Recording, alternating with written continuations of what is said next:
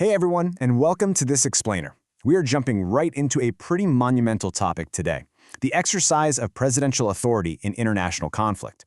You know, when a commander-in-chief makes a military decision, it usually looks like this highly calculated chess move from the outside. But the reality? It's actually a massively complex tapestry of unintended consequences that can literally reshape the entire geopolitical landscape.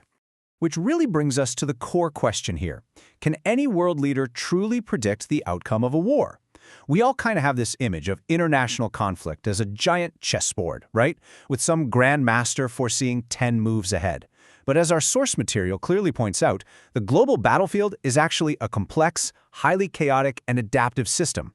It's not a predictable board at all. It's this incredibly messy environment where human behavior, technological limits, and honestly, sheer chance all violently collide. So, to understand exactly how this happens, here's our roadmap for today. We're going to start with the theoretical ripple effect of power, zoom in on escalation and battlefield realities, check out the spread of advanced tech, and finally, look at reshaping global alliances and the ethics of these unforeseen outcomes. All right, let's dive into Section 1, the ripple effect of power. So why do single executive orders generate such chaotic outputs? Well, there are three academic frameworks that explain this perfectly. First up, systems theory. This basically tells us that conflict is a giant web of feedback loops. Trying to force a quick victory might actually backfire, increasing casualties and fueling domestic outrage. Then we have game theory. Think of the classic prisoner's dilemma. A leader escalates, fully expecting the other side to surrender. But the enemy, terrified of a strike, just escalates right back. And finally, complexity theory introduces the butterfly effect. Just like the flap of a butterfly's wings causing a hurricane, a tiny, seemingly insignificant tactical shift on the ground can completely derail a nation's entire grand strategy. All of these dynamics often culminate in what international relations experts call the security dilemma. Picture this. Leaders are thinking at the margin, so they authorize a relatively minor troop deployment just to, signal resolve. But look at it through the lens of their adversary. That purely defensive move suddenly looks exactly like the prelude to a full-scale invasion. Even if literally neither side actually wants a war, this misinterpretation accidentally triggers reciprocal aggression. It creates this devastating spiral of insecurity, and guys, this isn't just academic theory. It's exactly how real global wars that affect the global economy and our everyday lives, are accidentally kickstarted. Okay, moving right along to Section 2, escalation and battlefield realities. This takes us straight into the classic tit-for-tat escalation spiral. It usually goes like this. Step 1, a president takes action. Maybe they deploy some troops or set up a naval blockade just to apply a little economic pressure. But step 2 happens almost instantly. The adversary perceives this as a direct existential threat, which forces step 3, reciprocal escalation. The adversary pushes back, but harder. So instead of getting a swift resolution, both actors inadvertently push each other higher and higher up the escalation ladder. Before you know it, minor skirmishes have transformed into full-blown, protracted wars. And there is just this huge, stark contrast between a leader's expectation and the gritty reality on the ground.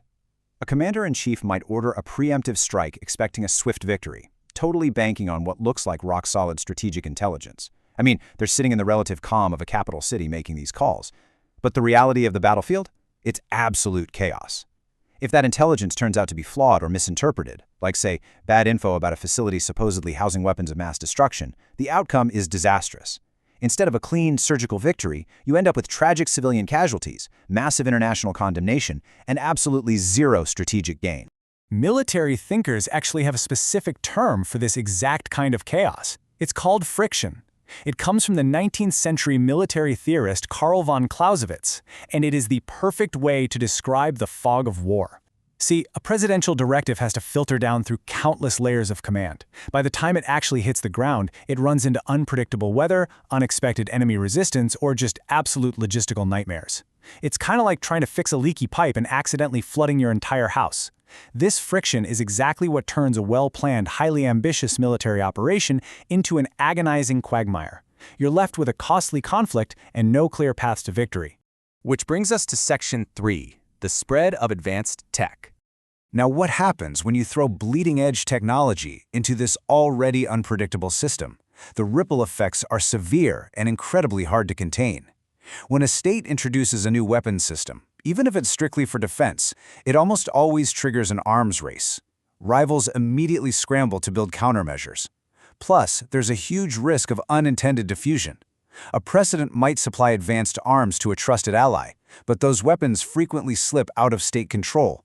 They fall right into the hands of insurgents or get used to fuel internal civil conflicts.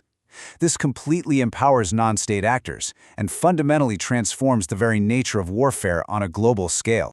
And we're absolutely seeing this with the new frontiers of conflict, specifically cyber warfare and drones. Adopting these technologies seems like a no-brainer tactical advantage at first, right? But it alters statecraft forever. If a nation embraces cyber warfare as a primary tool, they inadvertently create massive, completely unforeseen vulnerabilities back home. They basically open their own front door to retaliatory cyber attacks that could cripple their domestic economy or social infrastructure. It's essentially a massive technological boomerang effect. Let's zoom out to the global stage for Section 4, Reshaping Global Alliances. When an executive decides to act without international consensus, the geopolitical fallout is just immense.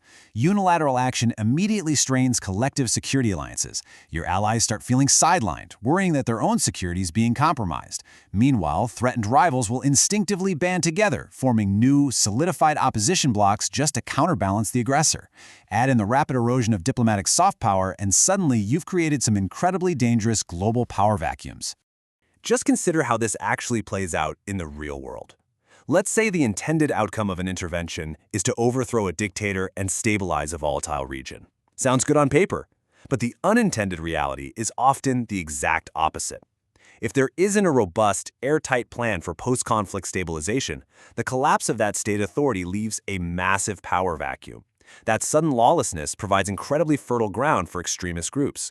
They exploit local grievances to recruit fighters, and you end up with prolonged, asymmetric warfare where the lines between legitimate state actors and irregular forces are completely blurred. And the ripple goes way beyond just the immediate region. Bypassing international law doesn't just isolate the nation taking action, it causes a systemic shift, the normalization of aggression. If powerful states are seen acting with total impunity and disregarding established norms, it heavily weakens international institutions like the United Nations. It basically signals to other nations that, hey, you too can use aggression as a standard tool. It makes the entire global system far more unstable and, frankly, anarchic. Finally, we arrive at Section 5, the ethics of unforeseen outcomes. The harsh reality we have to face is that there is an absolute limit to human predictability.